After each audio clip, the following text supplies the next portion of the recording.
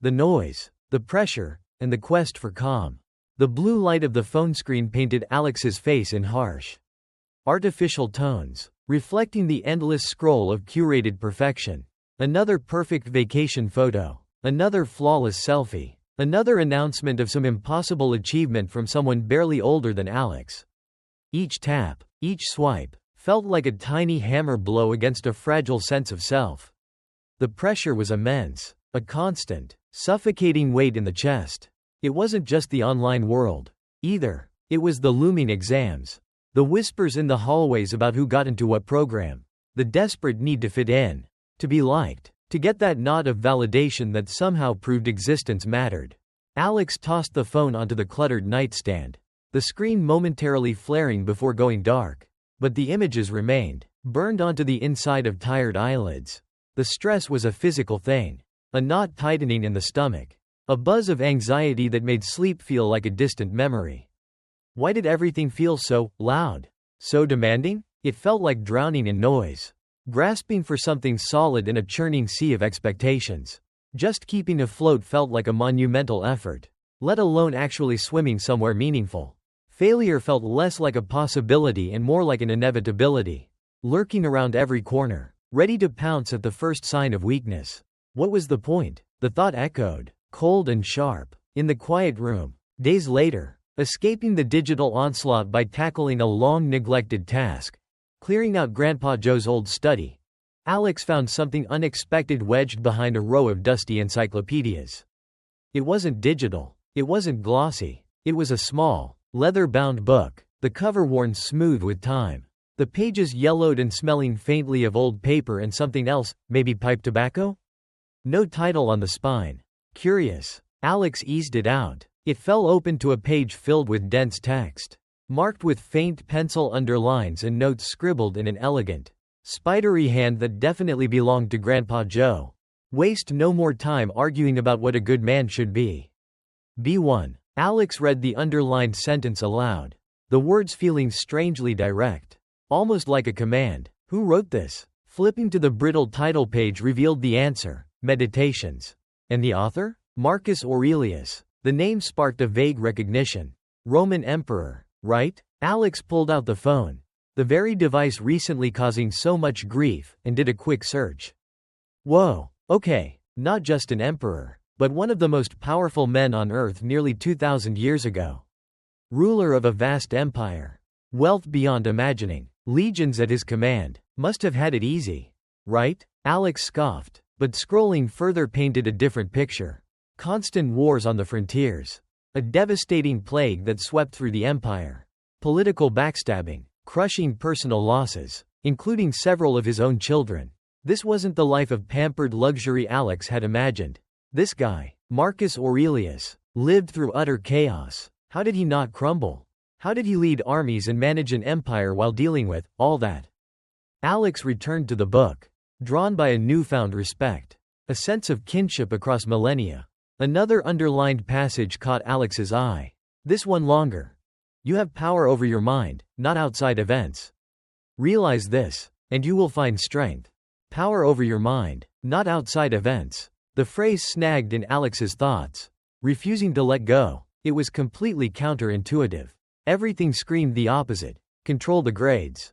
Control the friend group. Control the online image. Control how people see you.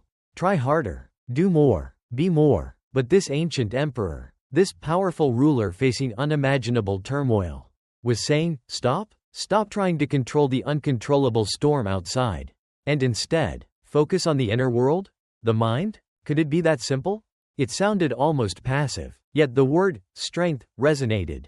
This wasn't about giving up. It was about shifting the battlefield. It was about realizing that the constant struggle to manage external perceptions, to win external approval, was perhaps the very source of the exhaustion, the anxiety, the feeling of being utterly powerless. What if true power, true inner peace, wasn't found in bending the world to your will, but in mastering your own reactions to it? This philosophy, this way of thinking, Alex learned it had a name, Stoicism. It wasn't about being emotionless or robotic, as the modern use of the word suggested. No, for Marcus Aurelius, it was a toolkit for survival. A practical guide for maintaining sanity and purpose when the world seemed determined to break him. It was his shield, his compass, his source of resilience. A wild thought sparked in Alex's mind, tentative but persistent. Could this ancient wisdom, born from the chaos of the Roman Empire, actually offer something relevant now?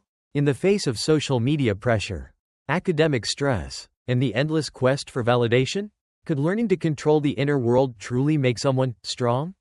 Maybe even unbreakable? Alex held the small, worn book, the weight of its history and the potential of its ideas settling in. It felt like finding a hidden map in a world that felt increasingly lost. The journey ahead seemed daunting, uncertain, but for the first time in a long time, a flicker of genuine hope ignited within. Perhaps it was time to understand this emperor and his strange, compelling philosophy a little better. Meet the Stoics, not robots, but inner warriors. Picking up that worn leather book again, Alex felt that initial spark of hope, warily contending with a healthy dose of skepticism. Okay, so a Roman emperor wrote some stuff that helped him cope. Big deal. How could dusty, 2,000-year-old thoughts possibly apply to navigating the minefield of TikTok trends, college applications, and the gnawing feeling of never quite measuring up? The word itself, stoicism, conjured images of Spock from Star Trek. Emotionless, logical to a fault, maybe even boring? Grandpa Joe's underlined passages suggested something more, but the modern meaning felt like a barrier. An unfeeling robot wasn't exactly Alex's life goal, but curiosity gnawed. Tucked into a pocket inside the back cover was a folded, brittle piece of paper, more notes in Grandpa Joe's hand, apparently summarizing his own research. Alex carefully unfolded it. Stoicism, not about being emotionless. Read the first line, emphatically underlined twice. It's about inner strength, resilience, knowing what's yours to control and what isn't. Think inner warrior, not unfeeling statue. Inner warrior. That sounded different, more active, more useful. The notes continued, sketching out the origins. It wasn't hatched in some ivory tower. It began, strangely enough, with a shipwreck around 300 BC. A Phoenician merchant named Zeno of Citium lost everything, washed ashore in Athens with nothing but the clothes on his back. Instead of despairing, he wandered into a bookshop, encountered philosophy, and became hooked. Eventually, he started teaching his own developing ideas, not in a fancy academy, but out in the open marketplace, under a public colonnade called the Stoa Poikile, the painted porch. Hence the name, Stoicism, a philosophy born from disaster, shared openly. Interesting. Alex scanned Grandpa Joe's notes and cross-referenced with a few quick searches. The irony of using the phone wasn't lost. The core ideas started to take shape, less like rigid rules and more like guiding principles. First, there was virtue, not virtue in the prissy, holier-than-thou sense, but something closer to excellence of character.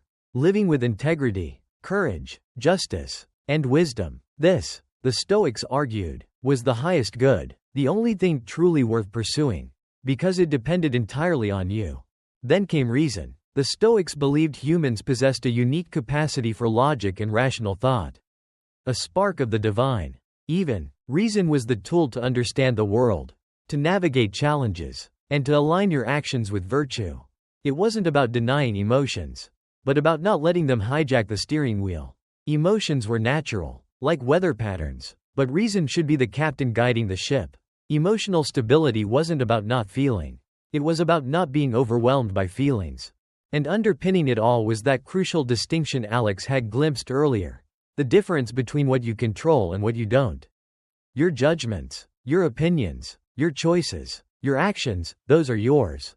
Everything else? Other people's opinions, health, wealth, reputation, the weather, global pandemics, whether someone texts you back, that's external. Outside your direct control. Trying to control the uncontrollable, Zeno and his followers taught, was the root cause of most human misery. The key was acceptance of what you couldn't change, and focused action on what you could. Control versus acceptance. It sounded so logical laid out like that. Almost too neat. But then Alex thought again about Marcus Aurelius. This wasn't just neat theory for him. This was his lifeline. Grandpa Joe's notes, combined with Alex's earlier search, painted a picture of relentless pressure from the start. Adopted by the previous emperor. Groomed for power since childhood. Subjected to an intense education in rhetoric, law, and, crucially, philosophy. He was meant to be the ideal ruler. The philosopher king Plato had dreamed of. Noble aspirations. And then reality hit hard. His reign wasn't a peaceful era of philosophical contemplation. It was a brutal slog. Almost immediately, he was dealing with invasions from Germanic tribes pouring across the Danube frontier. The Marcomannic Wars would consume years of his life, forcing him away from Rome, living in military camps. Then the Antonine Plague erupted. A horrific pandemic, smallpox? Measles? Historians still debate, that decimated the population, killing millions across the empire, reaching Rome itself, even taking some of his own young children. Imagine the grief, the helplessness, watching a plague ravage your people, your family, while simultaneously fighting brutal wars. And as if that wasn't enough, betrayal from within. One of his most trusted generals, Avidius Cassius, acclaimed after success in the East, declared himself emperor, forcing Marcus into a potential civil war, though Cassius was killed by his own officers before it came to full conflict. Add to that the day-to-day burden of governing a sprawling, complex empire, the politics, the administration, the constant demands. It was relentless. Where was the escape? Where was the inner peace in all that? That's where the small, leather-bound book came in. Meditations, as it was later called, wasn't written for publication. It wasn't a treatise or a lecture. Alex pictured Marcus, late at night in a cold, damp tent somewhere near the battlefront, after a day of strategy meetings, troop inspections, and casualty reports, maybe after losing a friend or hearing bad news from Rome, writing not for an audience, but for himself, reminding himself of the Stoic principles, wrestling with his own fear, grief, anger, frustration, talking himself through it on paper. Begin the morning by saying to yourself, I shall meet with the busybody, the ungrateful, arrogant, deceitful, envious, unsocial. 1. Alex read another underlined bit. It sounded so raw, so real. He wasn't pretending to be above it all. He was preparing himself for the daily reality of dealing with difficult people and difficult circumstances. He was applying Stoicism explained not as an abstract ideal, but as a practical, daily discipline for maintaining his sanity, his virtue, his ability to lead with reason even when everything around him was falling apart. 1. It clicked. Stoicism wasn't about building impenetrable walls to keep emotions out. It was about building a strong internal structure, an inner strength, that could withstand the inevitable storms without collapsing. It was about finding emotional stability not by changing the world, but by changing your relationship to the world. Marcus Aurelius's life became the ultimate proof of concept. His meditations weren't the words of a detached philosopher, but the field notes of an inner warrior fighting on the front lines of human existence. And amidst all the emperor's reflections, all the strategies for resilience, Grandpa Joe's underlines kept returning to that one fundamental distinction, the idea that seemed to be the master key Marcus used again and again to unlock that inner fortress. The golden key. What you control versus what you don't.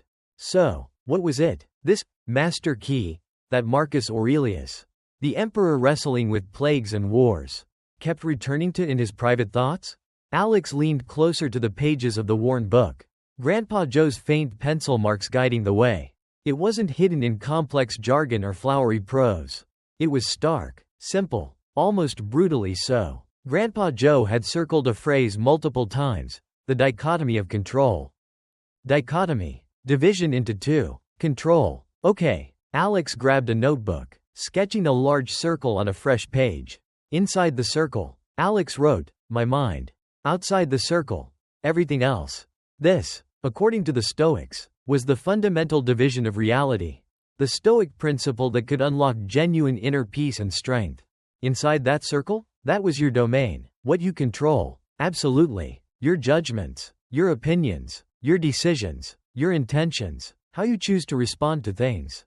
Your character, your internal focus. That's it. That's your kingdom. Small, maybe, compared to the vastness outside, but entirely yours to rule. Outside the circle? Everything else. Literally everything else. Other people's actions, their opinions of you, whether they like your latest post or ignore your text. Your health, you can influence it. Sure, but can you guarantee perfect health forever? Nope. Your wealth, your reputation, natural disasters, global events, exam questions, traffic jams, the weather, all of it, totally outside your direct control. You might influence some things. Nudge them slightly, but ultimate control? Not a chance. The Stoics, Alex read, argued that almost all our negative emotions, our anxiety, anger, frustration, despair, come from a fundamental confusion between these two categories. We waste colossal amounts of energy trying to control things firmly planted outside our circle. It's like trying to command the tide to stop rising or demanding the sun not set. It's futile and deeply exhausting. Think about exam stress. Alex mused, the familiar dread tightening its grip. You pour hours into studying, making flashcards, reviewing notes. That's inside your circle, your effort, your preparation, your choices, what you control. But then the anxiety kicks in about what questions will be on the test. Will they be the ones you know? Will it be harder than the practice exams? Will the teacher grade harshly? Will everyone else do better? Suddenly, all your mental energy floods outside the circle, into territory you absolutely cannot command. And that's where the panic lives. The Stoics would say, focus relentlessly on your preparation, inside the circle.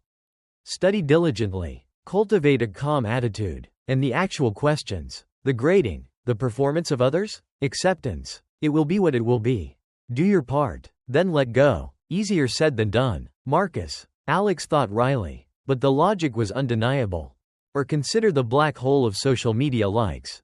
You spend ages crafting the perfect post, finding the right filter, writing a witty caption. That's inside your circle, your creation, your decision to share. But then comes the wait, the constant refreshing. Why only 10 likes? Did Maya see it yet? Was that comment sarcastic? Your emotional state gets yanked around by algorithms and the whims of others scrolling past. You've handed your emotional regulation over to something completely external. The Stoic approach? Share your post if you choose, your action. Then detach. Let it go. The reception is outside your circle. Focus instead on why you shared it, your intention. Or move on to something you can control. Like talking to a friend in person or working on a real-world project. Friendships too. Being a kind, loyal, honest friend? That's inside your circle. Your actions, your character. Trying to force someone to be your best friend forever. Demanding they never change or hang out with others. Obsessing over whether they really like you as much as you like them. All outside. You can control your side of the relationship. Your integrity within it. You cannot control theirs. Letting go of that need to control the other person frees you from constant worry and insecurity. Even dealing with parents, a classic teenage battleground. Their expectations, their worries, their rules, largely outside your circle. You can't force them to see things your way instantly or approve of all your choices. But what you control is how you respond. You can choose to explain your perspective calmly. You can choose to listen respectfully. Even if you disagree. You can choose to manage your own frustration instead of escalating an argument.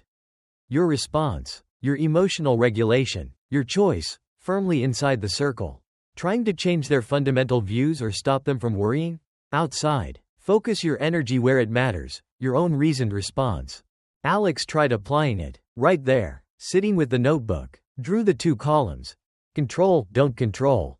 Under control. My study habits. My choice of friends. How I treat people, what I eat, whether I exercise, my thoughts, mostly, under don't control, exam results, what others think of me, whether Sarah texts back, if I get invited to Liam's party, my parents' mood. The list went on and on. Then, almost on cue, Alex's phone buzzed, a notification preview flashed, a message from Sarah, the one Alex had been waiting for after a slightly awkward conversation yesterday. The immediate instinct? Grab the phone, heart pounding slightly. But wait, dichotomy of control. Sarah's message, her feelings, her reasons for messaging, or not messaging, outside the circle. Alex's reaction to the buzz. The choice to check it now or later. The interpretation of the message, inside. Alex took a breath, forced the hand away from the phone. Okay, I control my focus right now. I choose to finish this thought. Finish reading this page. It was surprisingly difficult. The phone felt like a magnet. The what if scenarios started buzzing in Alex's head louder than the phone had. What if she's mad? What if she's canceling plans? What if? Stop. Alex mentally slammed the brakes. Those are interpretations, judgments. Inside the circle, I can choose not to engage with them right now. I choose acceptance of the fact that a message exists. But I defer the response.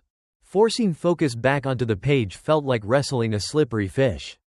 The urge to check was strong. But for a few minutes, Alex managed it, and in that tiny space of resistance, something shifted. A slight easing of the tension in the shoulders. A minuscule reduction in the background hum of anxiety. It wasn't magic. It wasn't easy. But it was something. A flicker of possibility. Anxiety reduction wasn't about eliminating the source of the worry, the text was still there. But about managing the internal reaction to it. It was starting to make sense why confusing these two spheres, control and don't control, was so destructive. It poured precious energy, attention, and emotional resources into things that would never yield to that pressure. It guaranteed frustration and a feeling of helplessness. Because you're essentially fighting gravity or raging against the rain. No wonder so many people felt perpetually anxious and overwhelmed. They were trying to steer ships they weren't captaining. Trying to control winds they couldn't command. Alex looked back at the list. The "don't control" column was depressingly long. And honestly, most of Alex's daily worries fell squarely into that territory. Worrying about others' opinions, future uncertainties, past mistakes, all outside the circle. It was a startling realization. How much mental real estate was occupied by tenants who shouldn't even be there. This simple Stoic principle, the dichotomy of control, wasn't just an intellectual curiosity, it felt like a practical tool. A golden key, maybe, to reclaiming wasted energy and finding a measure of calm in the chaos. But Alex also saw, with dawning clarity, just how deeply the opposite habit, obsessing over the uncontrollable, was woven into the fabric of modern life. Especially online, the external validation trap. Likes, looks, and losing yourself. That realization about control, about where to focus energy, hit Alex like a cold shower. It made perfect, logical sense on the pages of Grandpa Joe's book. Simple. Divide the world. What's mine? My thoughts. My choices. And what's not? Everything else. Focus energy inward. Easy, right? Wrong. So incredibly wrong. Because stepping away from the book and back into the relentless thrum of 21st century life felt like stepping into a world deliberately engineered to make you forget that distinction.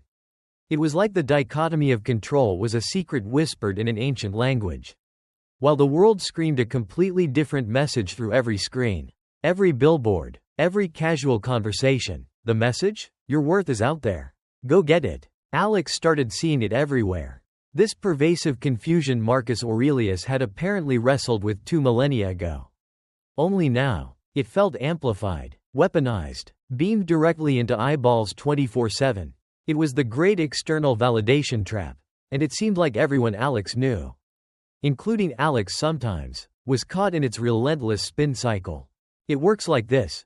You do something, post a picture, get a grade, wear a certain brand, say the right thing, hoping for a hit of approval from the outside world. A like, a compliment, an invitation, a high score, and when you get it, relief, a fleeting rush of warmth, a temporary boost in self-worth. You feel seen, accepted, validated, but the high never lasts. Never, because it's based on something inherently unstable, something completely outside your circle of control, other people's opinions, moods, algorithms, or arbitrary standards. So, the warmth fades, the anxiety creeps back. Did they really mean that compliment? Was that, like, genuine? Or just pity? Will the next post do as well? Will I keep getting invited?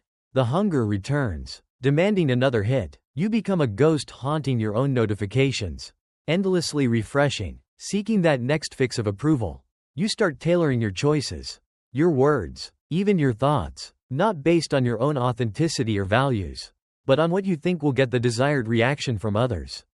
You become, as Marcus Aurelius apparently warned, a slave to circumstances, a puppet dancing to the tune of external opinions.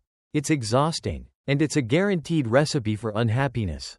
Social media anxiety was the most obvious symptom. Alex watched Maya, usually bubbly and confident, practically vibrate with tension after posting photos from her weekend trip. Only 87 likes so far. She'd sighed, chewing on her thumbnail. Phone clutched like a lifeline. Chloe got like 200 on hers. Maybe the filter was wrong? Do I look weird in the third pic? Alex tried to offer reassurance, saying the photos were great, that Maya looked happy, that the number didn't matter. Maya just gave a tight, unconvinced smile. Easy for you to say. Alex, you barely post. Her mood for the rest of the afternoon rose and fell with every notification chime. A positive comment brought a brief flicker of animation. A period of silence brought back the anxious gloom. It was like watching someone hand over the remote control to their entire emotional state to a crowd of semi-strangers online. But it wasn't just online. The comparison culture was relentless offline too. Who got the lead in the school play? Who made the varsity team? Who wore the trendiest, and usually most expensive, sneakers? Consumerism whispering that buying things equals belonging. Who got asked to the formal by whom? It created this frantic energy.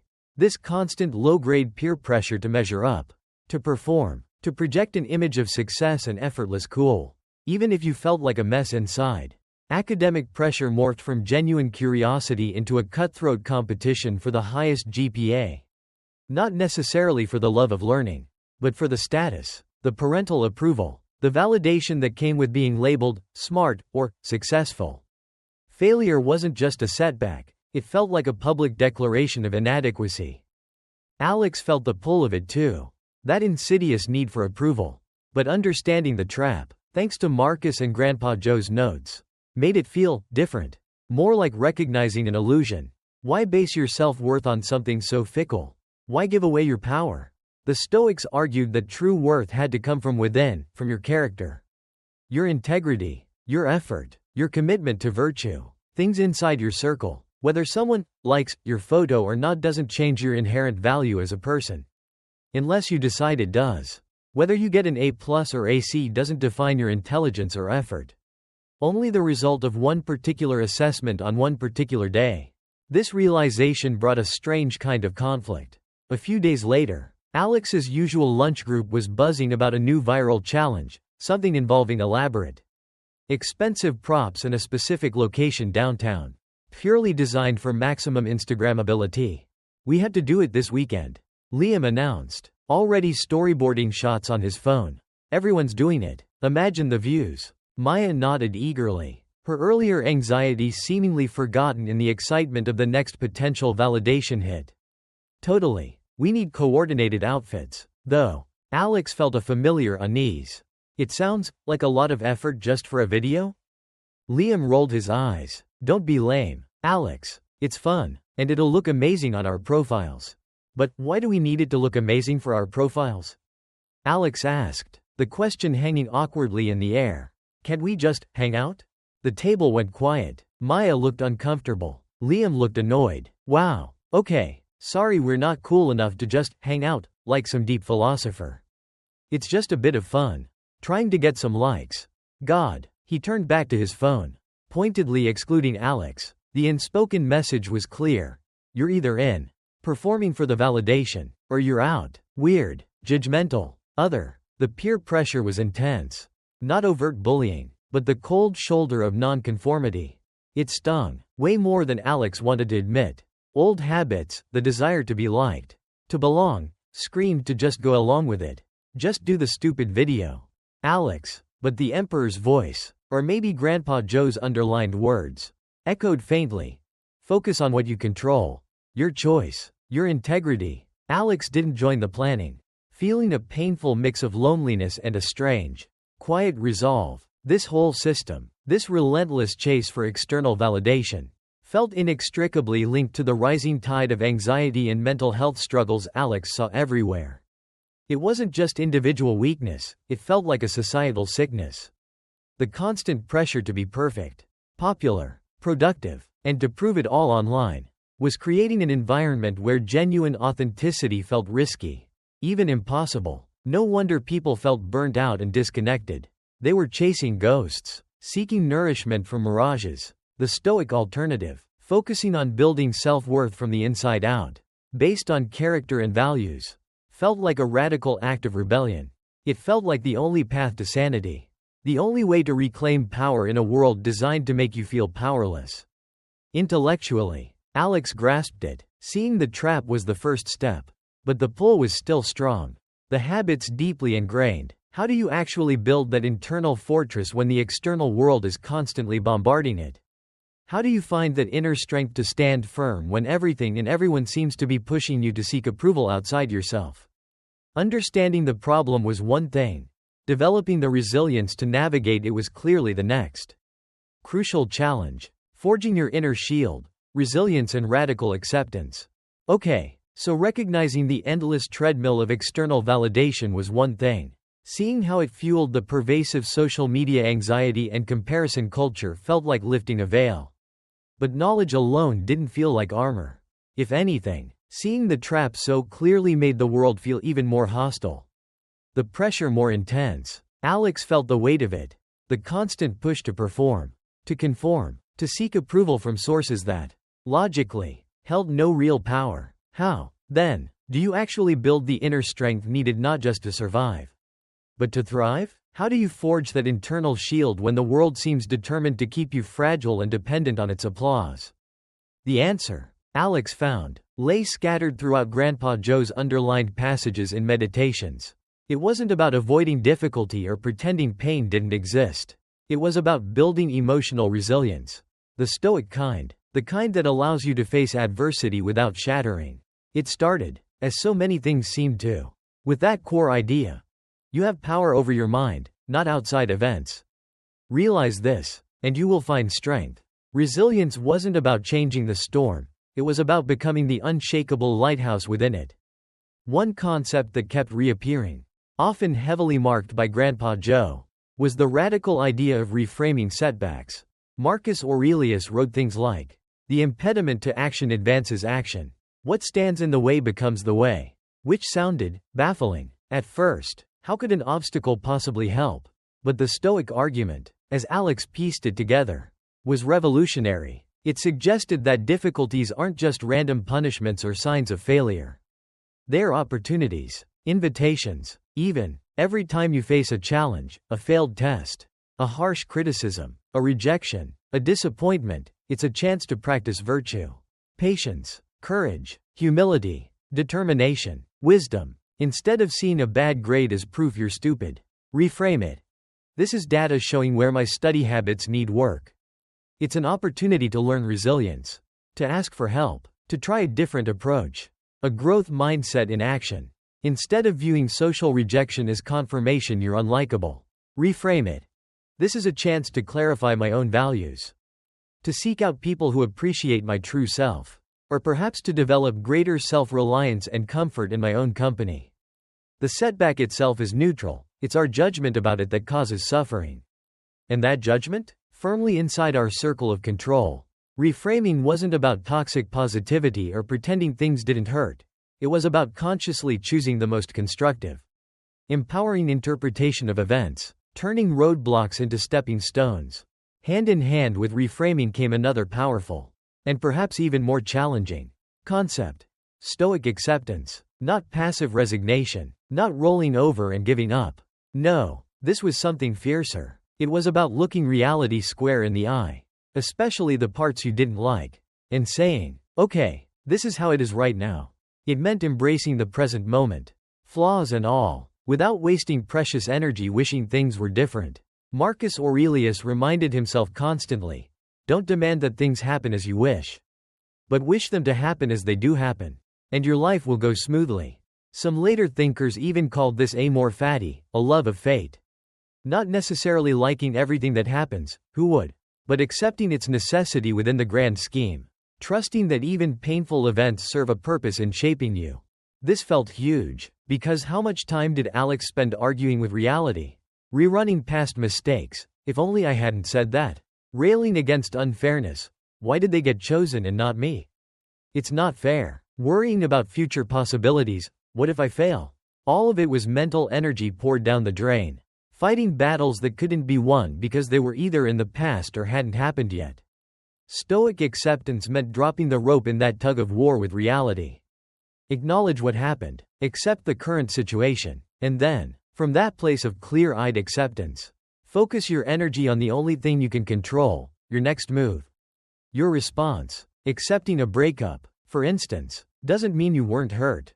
It means acknowledging the relationship is over, allowing yourself to grieve, and then focusing on learning from it and moving forward, rather than getting stuck in bitter resentment or desperate attempts to change the past.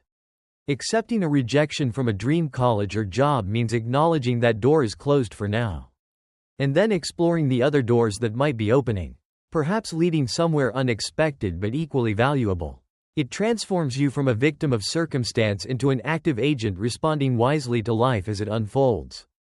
These ideas, resilience, reframing, acceptance, felt like powerful theoretical weapons. But theory is one thing. Life has a way of testing your armor when you least expect it. The test came, blindsidingly, via Maya. The tension after the viral challenge incident had lingered, but Alex had tried to let it go, focusing on their own actions. Then, one afternoon, scrolling idly, Alex saw it. A comment thread on Liam's profile under a group photo Alex wasn't in. Maya had replied to someone asking where Alex was, writing, "Oh, Alex is too cool for us now. Thinks our fun is superficial, lol tears of joy guess some people get weird when they start reading old philosophy books woman shrugging." Ice flooded Alex's veins. The casual cruelty. The twisting of Alex's awkward attempt at honesty. The public dismissal disguised as a joke. It felt like a physical blow. Betrayal. Humiliation. White-hot anger mixed with a sickening wave of hurt. The urge to fire back a scathing reply, to expose Maya's own insecurities about likes, was overwhelming. How could she, after everything? The familiar spiral of, "Why me?" and "It's not fair," threatened to pull Alex under. And then, a flicker. Power over your mind, not outside events. Maya's comment. Her motivations, insecurity? Trying to impress Liam? Her actions, all firmly outside Alex's circle. Painful? Absolutely. Unfair? Maybe. Controllable by Alex? Not a chance. What was controllable? Alex's response. The interpretations swirling in Alex's head. The choice of how to move forward. Okay. Breathe. Acceptance. Step 1. Accept the reality. Maya wrote that comment. It's out there. It hurts like hell. Fighting the fact that it happened is pointless. It happened. Step 2. Reframing setbacks. This feels less like a setback and more like a stab in the back. But what can be learned? It reveals something about Maya's character under pressure. Her priorities. It reveals the fragility of friendships based on social status. It reveals the sting of public judgment. Painful data. Yes, but data nonetheless. Maybe this adversity was an opportunity to practice non-retaliation? To choose integrity over impulsive anger? To re-evaluate the friendship based on this new information? It didn't lessen the hurt. Not immediately. But it shifted the focus from helpless victimhood towards potential learning.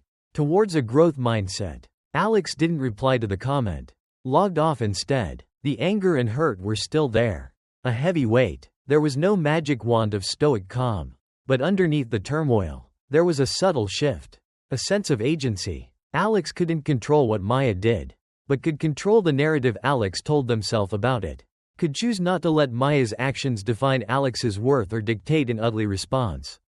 Could choose, instead, to process the hurt, learn the lesson, and decide, calmly, what boundaries were needed moving forward.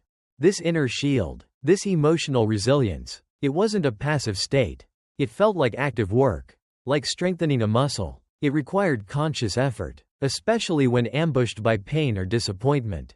It needed more than just understanding the concepts, it needed regular practice.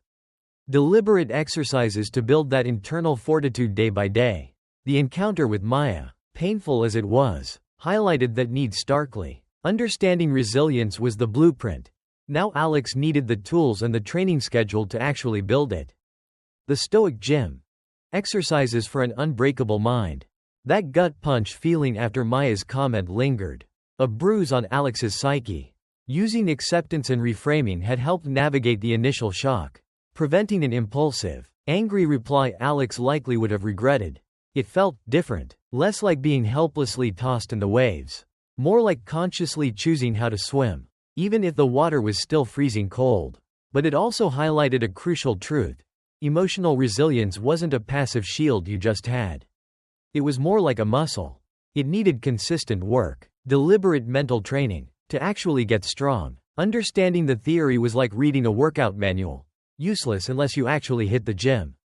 And it turned out, the Stoics had a gym. A mental one. Reading deeper into Grandpa Joe's notes and the meditations itself, Alex discovered that Marcus Aurelius and his philosophical predecessors didn't just theorize about resilience. They actively practiced specific Stoic exercises designed to forge an unbreakable mind. It wasn't about vague positive thinking, it was about concrete, actionable techniques. Time to start training. First up was turning the dichotomy of control from a cool concept into a daily habit. Alex decided to start each morning with a quick mental sort. Okay, what's potentially on the agenda today? Big math test. Friend drama brewing with Liam's group.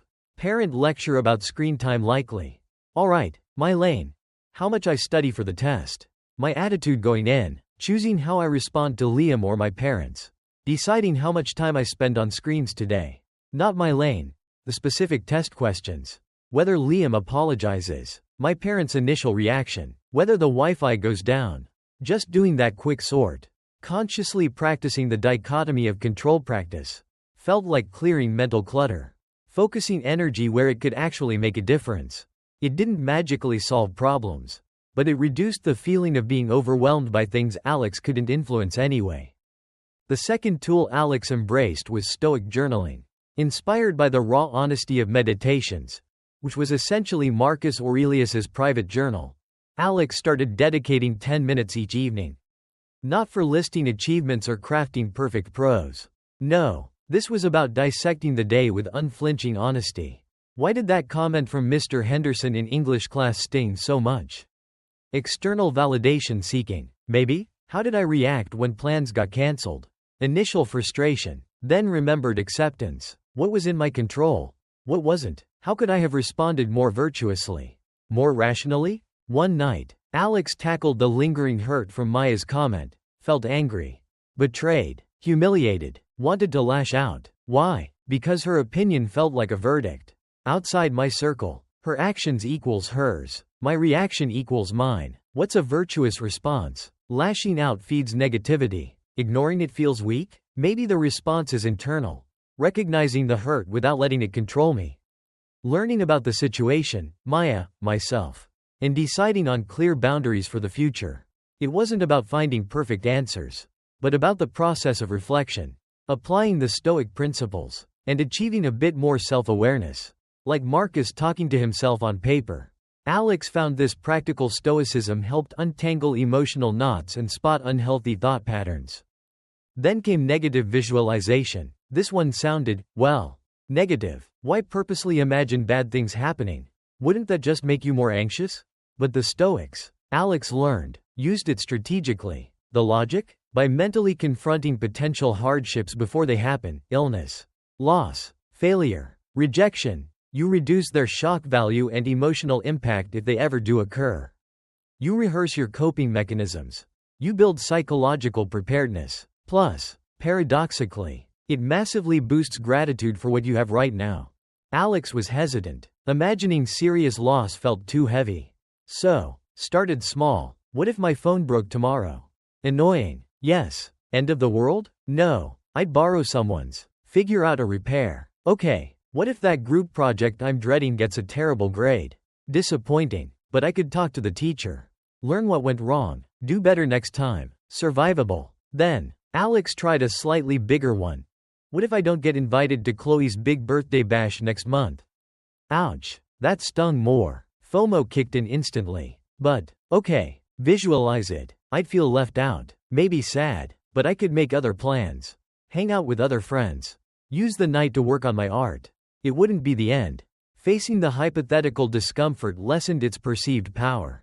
And strangely, after thinking about not being invited, the casual, "See you Saturday," text Alex got from Chloe later felt unexpectedly good. The exercise didn't just prepare for the worst, it made the present reality feel richer. More appreciated. The final exercise Alex decided to try was voluntary discomfort. This seemed equally weird. Intentionally make yourself uncomfortable? Why? The Stoic idea was that our modern lives often make us slaves to comfort. We constantly seek pleasure and avoid even mild hardship, which makes us mentally soft and terrified of inevitable difficulties. By choosing small, manageable discomforts, you prove to yourself that your happiness and well-being don't depend on constant ease. You build mental toughness, confidence, and expand your comfort zone. Marcus Aurelius apparently did this regularly, sleeping on hard surfaces, eating simple food, foregoing luxuries even when he didn't have to. Alex wasn't about to sleep on the floor, but decided to try a small experiment, a completely screen-free Sunday. No phone, except for emergencies. No laptop, no tablet, no streaming TV. The first few hours were awful.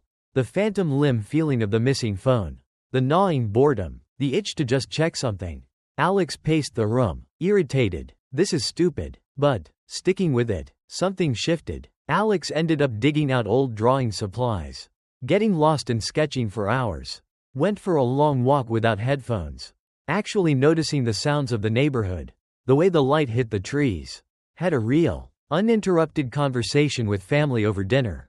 By the evening, instead of feeling deprived, Alex felt calmer, less frazzled, more present. The discomfort had led, unexpectedly, to a feeling of quiet satisfaction and connection. Another time, Alex tried the infamous stoic cold shower finish, just 30 seconds under icy water after the usual warm shower. The initial shock was intense. A full-body gasp, but pushing through it, then stepping out, left Alex feeling strangely invigorated, alert, and weirdly proud. A tiny victory over the part of the brain screaming for comfort.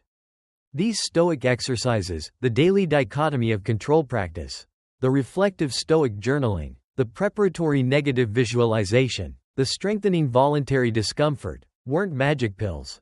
Alex knew that. They required consistency, effort. They were truly mental training. But practicing them, even imperfectly, felt like actively doing something constructive about the anxiety and overwhelm, rather than just being passively swept away by it. It was resilience building in real time. Alex felt a subtle but definite shift occurring internally, less reactive. A bit more grounded, a clearer sense of internal focus.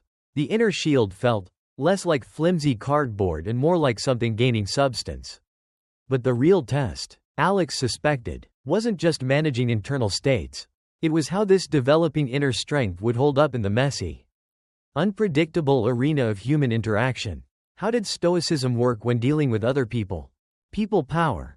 Navigating relationships the Stoic way. The mental workouts felt good. Really good. Like finally strengthening a muscle Alex didn't even know was weak. That internal shield felt less like wishful thinking and more like, well, something tangible being built, rep by rep, through those Stoic exercises. Less reactivity to phone notifications. A bit more perspective on setbacks. Even a grudging appreciation for cold water. Okay. Maybe appreciation was too strong a word. But shielding the inner world was one thing. The real chaos, the unpredictable storms, often came crashing in from the outside. Carried by other people, friends, family, strangers online. How did this ancient philosophy, forged in Marcus Aurelius's lonely introspection, actually hold up in the messy, complex arena of Stoicism relationships? Turns out, the Stoics thought about this a lot. Alex discovered it wasn't about retreating into an emotional bunker and avoiding people altogether. Far from it. It was about learning to engage with others wisely, compassionately, but without sacrificing your own hard-won inner peace. The key seemed to be a delicate balancing act summed up in an idea Alex initially found confusing: caring deeply while maintaining emotional detachment. Wait, detachment? Didn't that mean being cold, aloof, indifferent? That sounded suspiciously like the emotionless robot Alex had first imagined. But reading further, Alex saw the Stoic meaning was different. It wasn't about not caring. You could, and should, care deeply about friends, family, partners, love them sincerely, value the connection, act with kindness and support. The detachment part was about detaching your own happiness, your own sense of self-worth, from their actions, moods, or approval. It meant not needing their constant validation to feel okay. It meant not letting their bad mood ruin your entire day. It meant understanding that you can offer support, be the harbor. But you can't control their choices or feelings, the ship's course. This emotional detachment wasn't about building walls, it was about building healthy boundaries around your own inner citadel. Ensuring your peace wasn't held hostage by someone else's unpredictable behavior. This tied directly into dealing with difficult people, something Marcus Aurelius apparently encountered daily. Alex reread Grandpa Joe's note about the Emperor's morning mantra. Today I will meet interfering, ungrateful, arrogant, treacherous, envious, selfish people. It sounded harsh, cynical even, but the point wasn't resignation, it was preparation and empathy. Marcus reminded himself that people often act badly not out of pure malice, but out of ignorance of what's truly good, perhaps driven by their own fears, insecurities, or flawed judgments. Remembering this, Alex realized, could short-circuit that immediate flash of anger or indignation when someone acts rudely. Instead of instantly thinking, what a jerk, maybe the thought could be, okay, they're clearly struggling with something. It didn't excuse bad behavior, but it shifted the focus from taking it personally to observing it with a degree of understanding. Making a calm, rational response possible instead of just reacting with more negativity. Thinking about Maya's comment, could Alex see the insecurity behind the meanness? Maybe. Didn't make it okay, but it made the anger feel less consuming. And what about when people really hurt you? Like Maya did? The Stoics had advice there too. Centered on forgiveness. Again, not for the other person's benefit, necessarily, but for yours. Holding on to anger, resentment, bitterness, it's like drinking poison and expecting the other person to die. Alex read somewhere, maybe not Marcus, but it sounded stoic. It corrodes your inner peace. Marcus apparently wrote, the best revenge is not to be like your enemy. If someone acts cruelly, responding with cruelty just makes you one of them. True strength lay in forgiveness, in choosing to let go of the corrosive anger.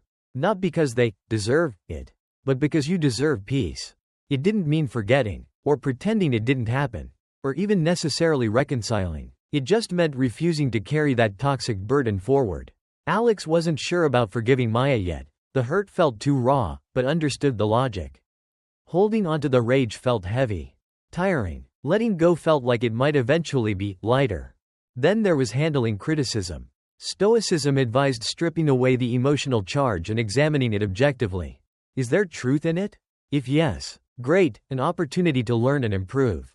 Thank the critic, even silently, for the data. If no, if it's just baseless negativity or projection, disregard it calmly, like water off a duck's back. Why? Because your self-worth comes from your character, your actions, your intentions, things inside your circle. It cannot be diminished by someone else's opinion unless you grant that opinion power over you. This all led to the core of navigating conflict resolution the Stoic way. Rationality over reactivity. When disagreements arose, the goal wasn't necessarily to win or prove the other person wrong. It was to remain calm, present, and composed, to listen actively, to respond reasonably, based on facts and logic, not emotional outbursts. Getting angry, defensive, or upset rarely solves anything, it usually just escalates things. By staying centered, focusing on your own response, inside the circle, you could aim for understanding, find common ground if possible, or agree to disagree respectfully, all while maintaining your healthy boundaries and inner equilibrium. And crucially, try not to take their behavior personally. Remember, their anger, their defensiveness, their irrationality, likely says more about their internal state than it does about you. Okay, theory time over. Another test arrived sooner than expected. Alex was grabbing lunch in the cafeteria when Liam swaggered over, flanked by a couple of his usual crew. Hey, Alex, Liam started, tone laced with something between annoyance and pity. Heard you bailed on the challenge video. Too busy reading your Dead Emperor book? Snickers from the sidekicks. Alex felt the familiar heat rise, embarrassment, anger, defensiveness. The old instinct was to snap back, maybe point out how shallow the challenge was, or just mumble an excuse and escape.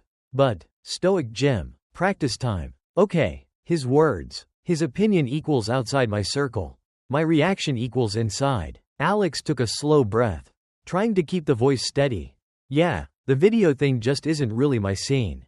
Liam scoffed. Right, because you're suddenly too deep for fun?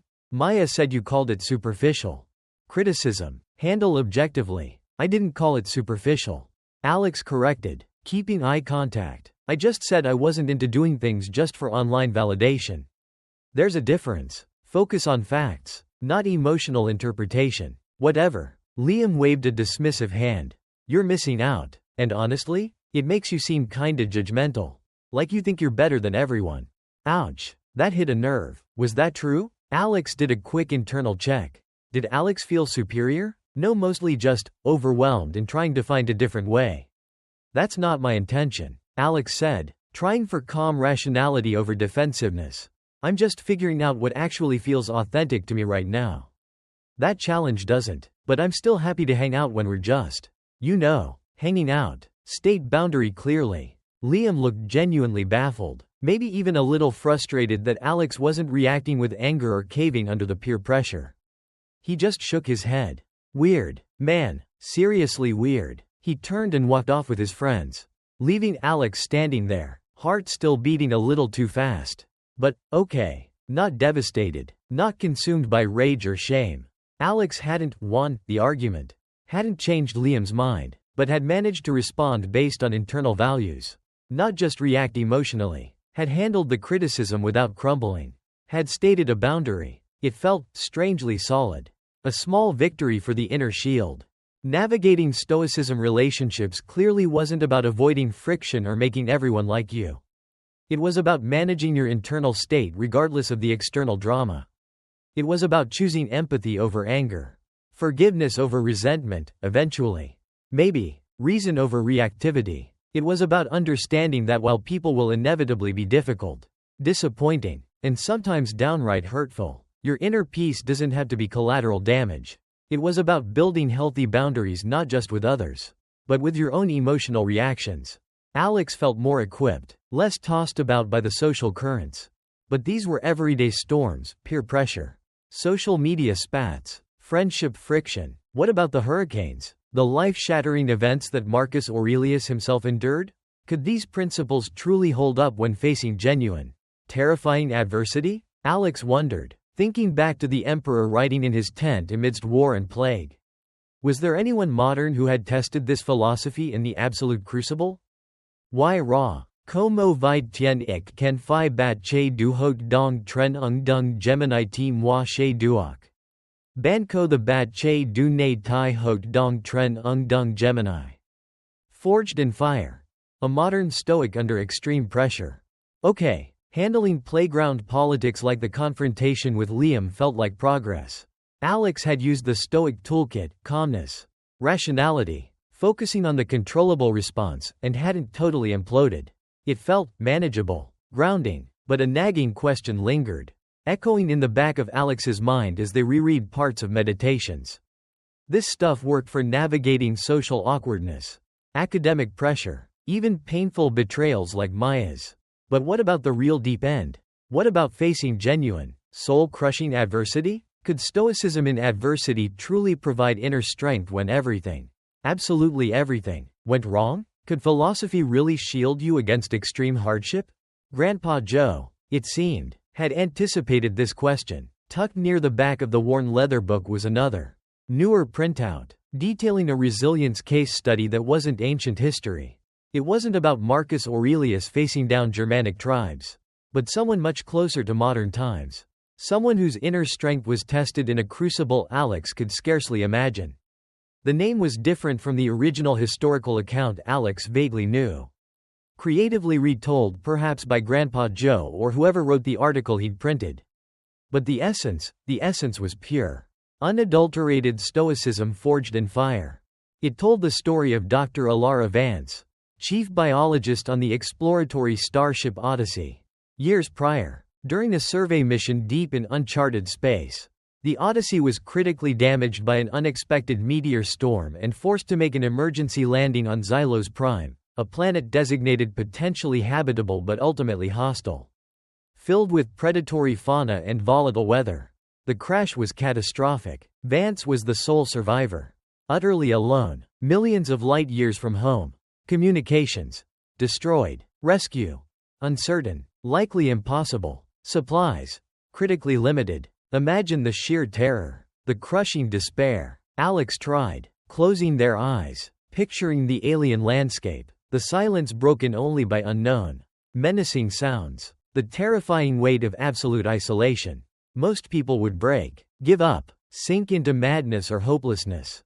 But Dr. Vance, according to the account, had something else. Years spent on long, isolated space voyages had led her to philosophy, specifically to the writings of Marcus Aurelius. Downloaded onto her personal data slate, she'd read Meditations not as an academic exercise, but as a manual for maintaining sanity during the profound loneliness of interstellar travel. Now, stranded, it became her blueprint for survival. The first principle she clung to, consciously, deliberately, was the dichotomy of control. The Odyssey was gone, her crewmates were dead, rescue was a phantom hope. These facts were brutal, terrifying, and utterly outside her control. Freaking out about them, railing against fate, wishing it were different, pointless. Wasted energy. What was inside her control? Her thoughts, her actions, her responses. Right now. Okay, Alara, she'd tell herself. Her internal monologue recounted in the article. Assess. Situation is foobar. Accept. What can I do now? Find shelter. Inventory supplies. Secure water source. One step, then the next. Applying philosophy wasn't about feeling good, it was about acting effectively despite feeling terrified. Her mental fortitude depended on focusing every ounce of energy on that inner circle. She actively practiced negative visualization, not to wallow in misery, but to prepare. Each cycle, she'd force herself to confront the worst possibilities. What if the atmospheric processor fails? What if the indigenous predators find the shelter? What if rations run out before finding edible flora? By facing these fears head-on in her mind, she rehearsed potential responses, troubleshooting problems before they arose. It stripped the element of paralyzing shock from potential disasters. When a rockslide did block her only known water source, the panic was still there, but it was tempered by the fact she'd already visualized this scenario and had a backup plan involving moisture collectors. Preparation reduced fear. Crucially, Dr. Vance practiced radical stoic acceptance. She didn't cling to false hope about imminent rescue. The article described her acknowledging the stark probability that she might die there alone. This wasn't pessimism, it was realism. It prevented the soul-crushing cycle of hope followed by disappointment. By accepting the potentially grim reality, she freed herself to focus entirely on the process of survival. Day by day, hour by hour, she accepted the harsh environment, the fear, the loneliness, not as punishments, but as the fundamental conditions of her existence now. Amor fati, perhaps, embracing her fate, not because she liked it, but because fighting it was a waste of precious mental resources needed for survival. And emotional detachment, she allowed herself moments to grieve her crew, to miss her family light years away, but she consciously refused to let consuming worry or grief paralyze her.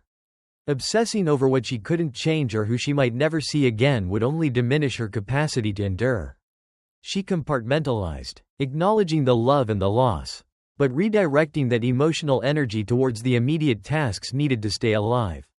She even maintained her scientific logs on her damaged slate, recording observations about Xylos Prime's bizarre ecosystem, an act of profound integrity and purpose.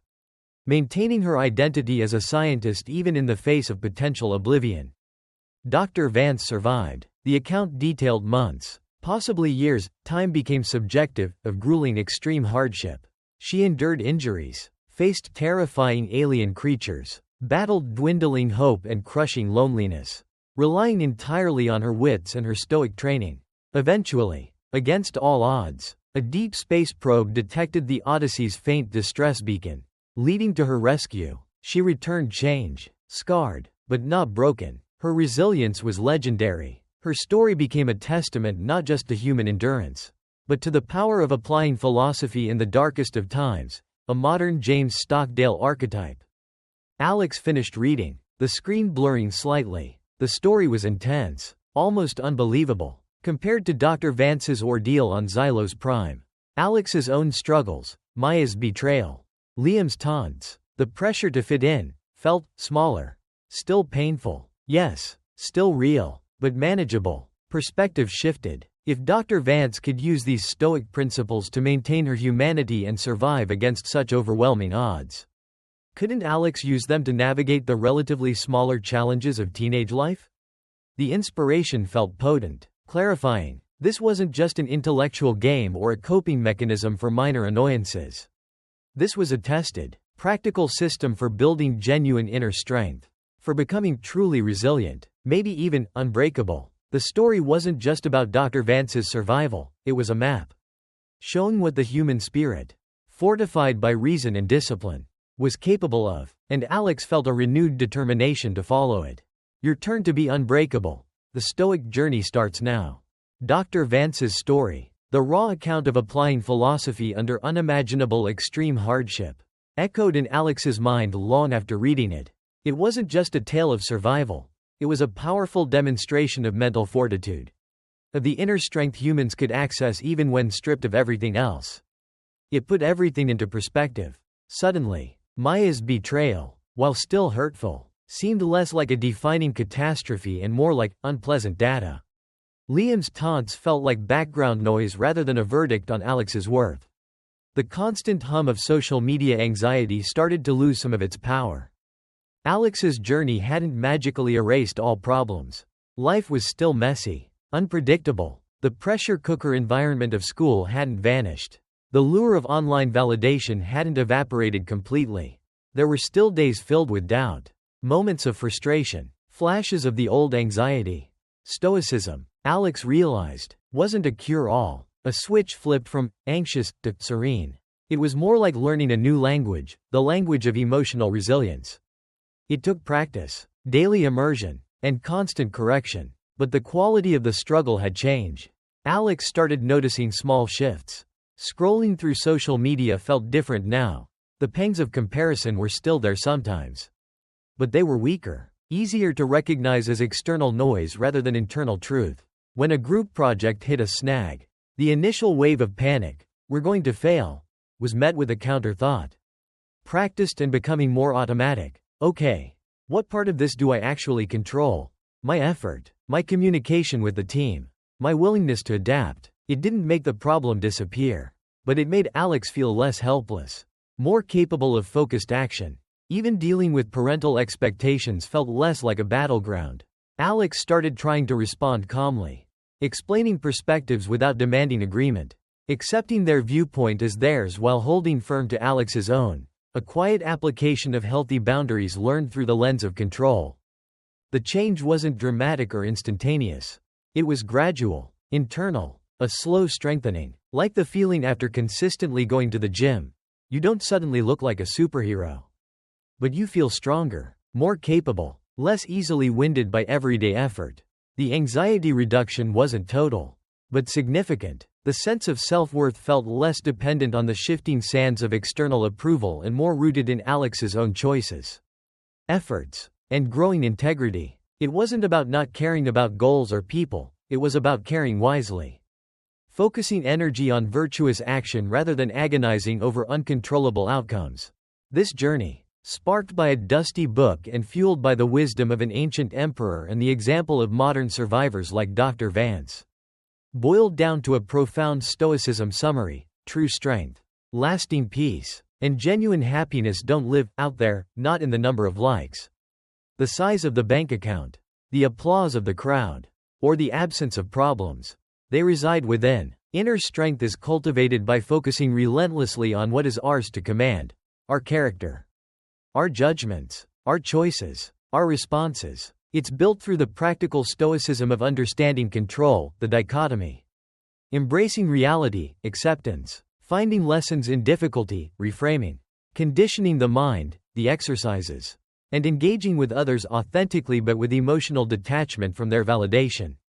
It's crucial to remember, though, Stoicism doesn't promise an easy life. Marcus Aurelius certainly didn't have one. Dr. Vance absolutely didn't. Life will inevitably throw curveballs. Major adversity, unexpected losses, and painful setbacks. That's part of the deal of being human. What Stoicism offers isn't immunity from hardship. It offers the tools to build the inner strength to withstand it. It doesn't make the burdens lighter, but it makes you stronger to carry those burdens with dignity and grace. It's an emotional resilience recap worth repeating. The goal isn't a life without storms, but becoming the kind of person who can navigate any storm with an unbreakable spirit. So, what about you? Reading this, maybe you recognize yourself in Alex's initial struggles, the pressure, the anxiety, the feeling of being overwhelmed by expectations and comparisons. Maybe you feel trapped on that external validation treadmill, chasing fleeting moments of approval while feeling emptier inside. Maybe you look at the chaos of the world and wonder how anyone finds peace. If any of that resonates, know this: the path Alex started exploring, the Stoic path, is available to you too. Right now. It doesn't require a guru, a retreat, or a complete life overhaul. It requires a choice, a decision to start your journey of personal growth and self-improvement. You don't have to tackle everything at once. Start small, pick one thing. Tonight, before you sleep, maybe try a little Stoic journaling. What challenged you today? How did you react? What was in your control? What wasn't? How could you respond differently tomorrow? Or, tomorrow morning, take just 5 minutes to practice the dichotomy of control practice. Mentally list what's truly up to you today versus what isn't. Maybe try one small act of voluntary discomfort. Skip that sugary drink. Take the stairs instead of the elevator. Deliberately leave your phone in another room for an hour. The specific action matters less than the intention behind it. The intention to actively cultivate your inner world. To build your resilience muscle. To reclaim your focus from the external noise. It won't be perfect. You'll slip up. You'll forget. You'll get frustrated. That's okay. Marcus Aurelius filled his meditations with reminders to himself precisely because living this way requires constant, conscious effort. But the potential reward? It's immense. The possibility of navigating life's inevitable ups and downs with greater calm, clarity, and courage. The chance to build a solid foundation of self-worth independent of others' opinions. The power to face challenges not as terrifying threats, but as opportunities to grow stronger. The freedom that comes from letting go of what you can't control and focusing wholeheartedly on what you can. You have the capacity for remarkable inner strength. You have the potential to cultivate profound inner peace, regardless of the chaos swirling around you. The tools are here, tested by emperors and explorers, philosophers and ordinary people facing extraordinary circumstances. All that's required now is your willingness to pick them up and begin the work.